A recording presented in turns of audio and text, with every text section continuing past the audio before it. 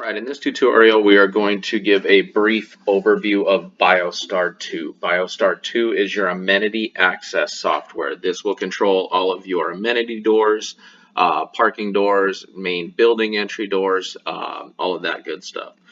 Each user will have their own independent login. Do not share these usernames, as this helps us track who's made changes to the system and when they made those changes. That way we can determine who may need additional training, or where the mistake was made, so we can help not make the same mistake in the future. So be sure you're not sharing these logins with anybody.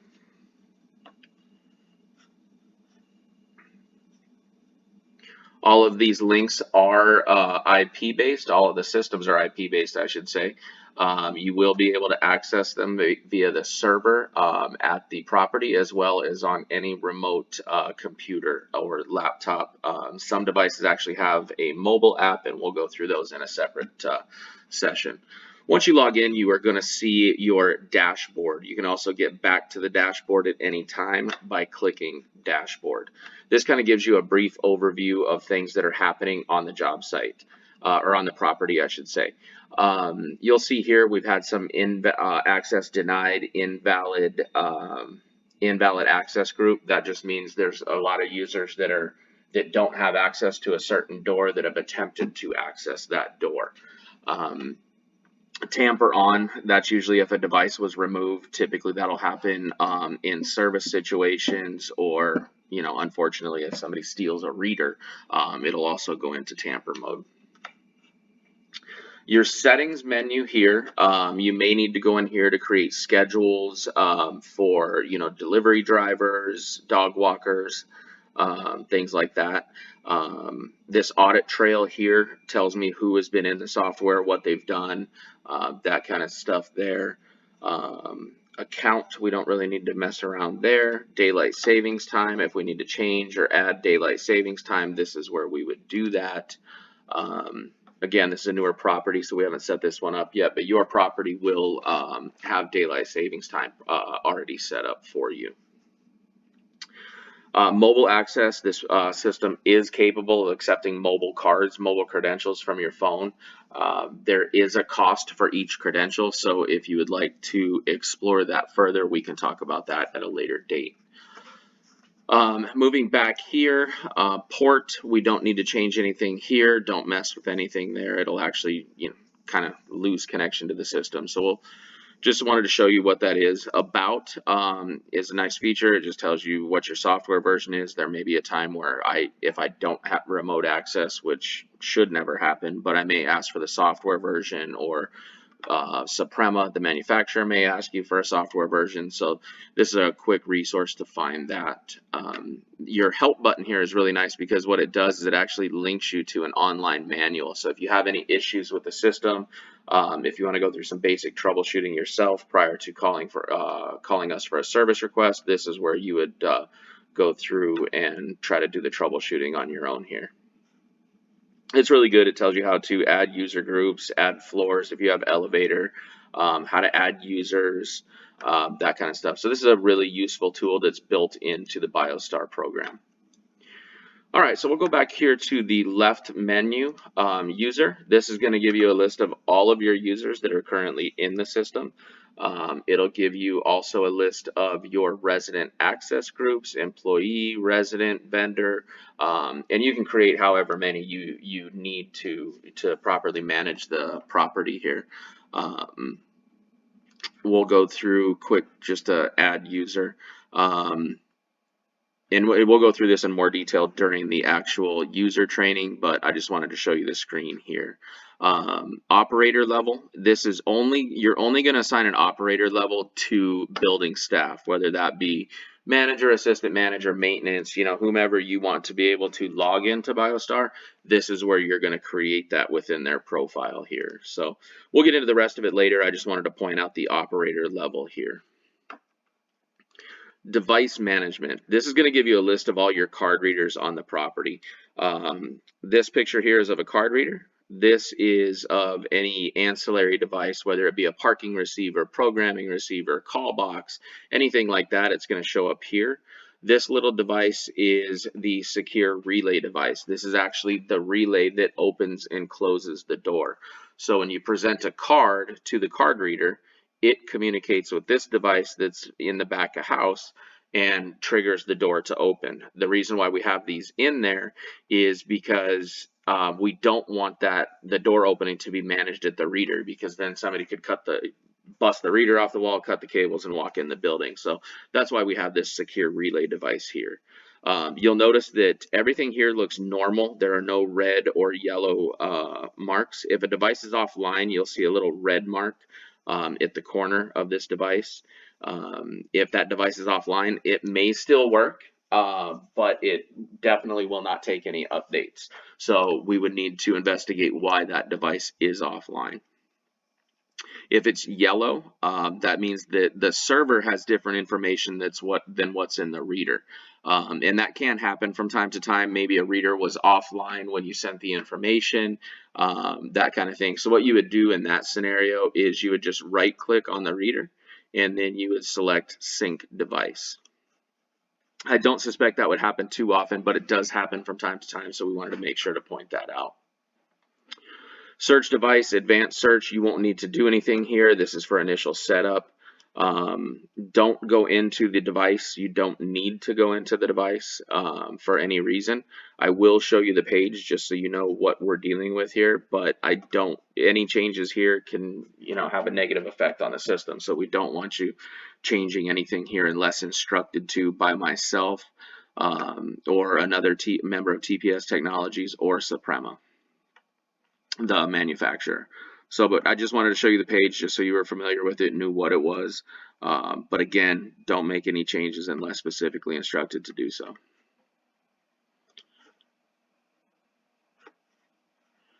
All right, our next menu is going to be our door menu. This menu you can make changes on. What we find is sometimes the door closers will go out of adjustment. Sometimes they'll end up closing faster or slower depending on wear and tear. So what you may end up having to do here is adjust the open time. What we want is, as the door opens, you want that lock already engaged before it swings back to the closed position. Because if it's not locked, which you'll find with a lot of strikes and gates, is if that strike hasn't engaged by the time the door swings back, what will happen is the door will bounce back off of that strike and not catch. So as somebody walks through, it'll bounce back off the strike, and then the closer doesn't have enough power in it to re-engage that strike. So you may need to adjust this. For a starter, we feel that 5 seconds is a good starting point. So that's, really where we have that set on most doors. There are some doors that may be longer just based on our adjustments in the initial configuration, but we'll set up the initial for you. You just may have to adjust that as time goes on. Your entry device for each door is going to be the card reader that's associated with that door. So for this particular door, we would select the card reader, and then for the door relay, we want to make sure that the secure relay device is selected. So you won't really need to do anything with this. It's just a good troubleshooting technique. Somebody may have gone in here not realizing what they did and changed it. So you just want to make sure that that's what, if you're having trouble with the door, go ahead and look at this and make sure that everything is configured for the secure relay device. Zone. Zone is what we would do is if we were going to do a scheduled unlock for, say, the main entry. Most times we won't unlock the main entry because we do have a call box and you can buzz them in. We just don't want the main entry wide open, or somebody just be able to pull it open and walk through the door. And that's good. And say somebody's out on a tour, somebody walks over to get a coffee. You don't want that door to be open. So typically we just use the visitor entry phone for entry and just leave the door locked at all times. However, if you do find that you want to do a scheduled unlock, you would click on scheduled unlock.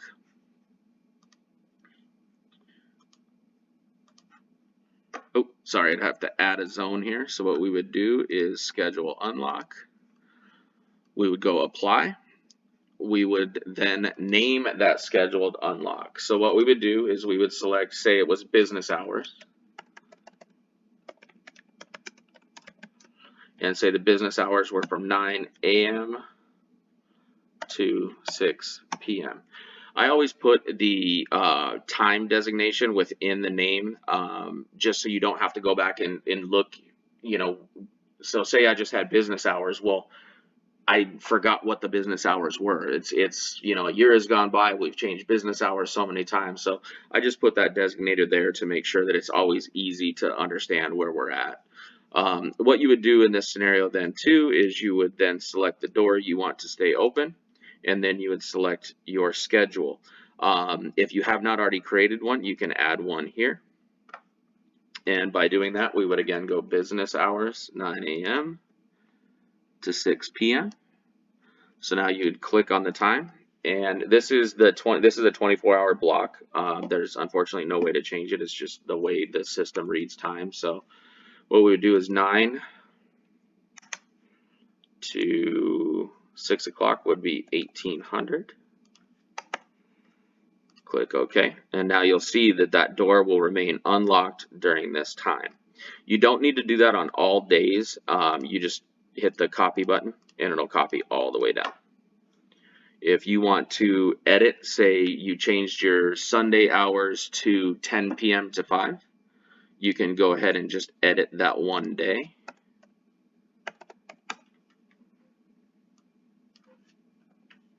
And click OK. And then now we've just edited that one day.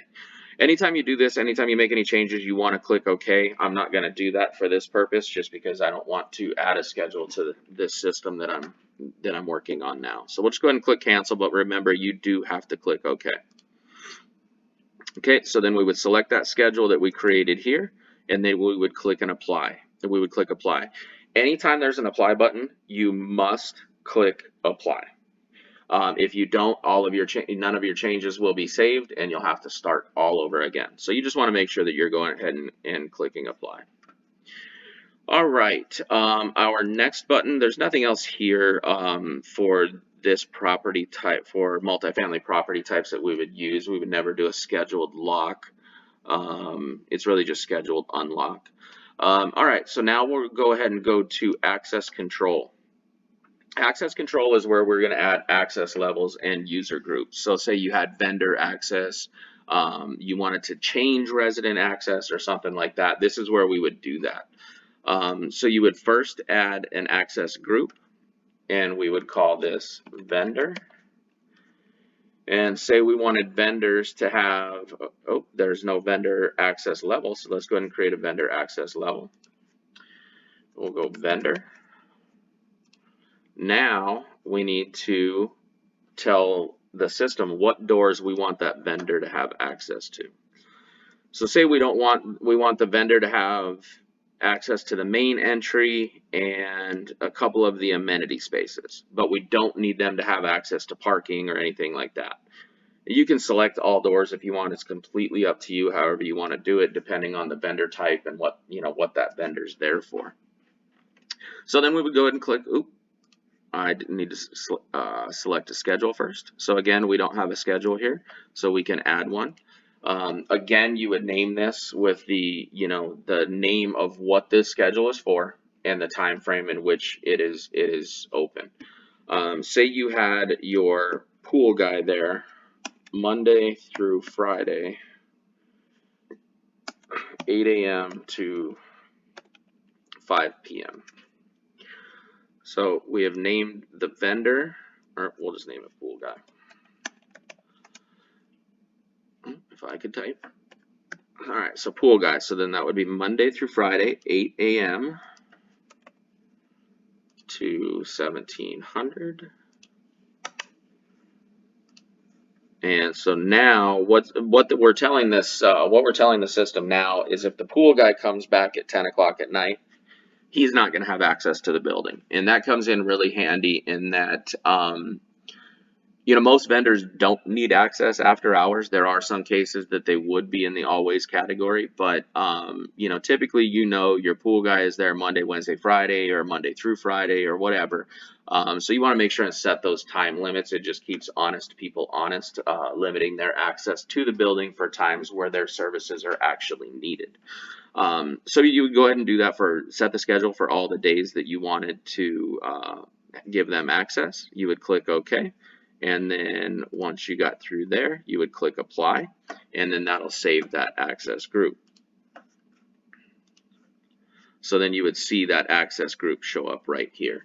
So that's the process for adding additional access groups. I don't see too many instances. Again, vendor access, and you can set it vendor differently, right? So you can have the trash guy have access to the parking gate on your specific trash day. Say your trash day is Thursday, so we give them a fob that allows them to open the parking gate only on Thursdays and no other day of the week. So that just helps maintain the security of the building and kind of maintain a safe environment. Our next step here is going to be monitoring. Monitoring is a very useful tool. It tells us what is going on in the system and when it happened. So say I want to find out, let's just find out where I have been in the building lately. So let's go to the user. Let's find me. We'll add that condition. And then that tells you where I was on this particular property during this time frame. If you want to change that time frame, you can change it to 6 months, and then it'll give you the full report of where I've been in that 6 months. This is a useful tool too because it will also tell you, you can search it by device. Say we want to find out, let's find out how many people are using the club room. How much should we budget to maintain and upkeep that portion of the property? So what we would do is go ahead and add condition. We'll remove this condition. And now you'll see how often that club room is used and by who, right? This is also handy in determining, say, somebody threw a beer bottle at the TV and you want to find out who had access to that room. You can now find out who accessed that room, when they accessed it, and then use this time frame as a point of reference to pull the security footage. And then you not only have them gaining access, but then you can have the video of them breaking it. So it really is just a useful tool for all around tracking of the access control. If you wanted to momentarily unlock a door for somebody, you could do that within door status.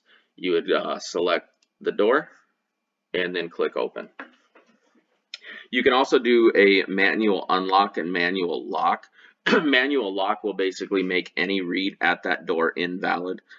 So you would have to go back and then release that condition.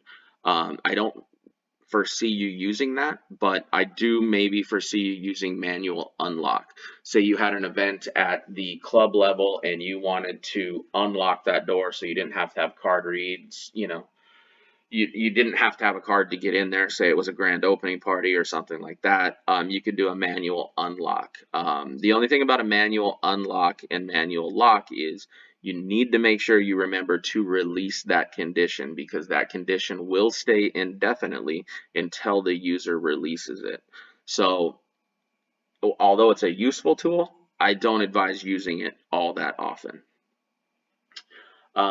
We do have zone status. This will tell you what the status is of your zone. Say your scheduled unlock. It'll tell you if it's open or if it's activating, or this is a useful section here to see if that time frame is actually triggering the relay to open the door. So alert history.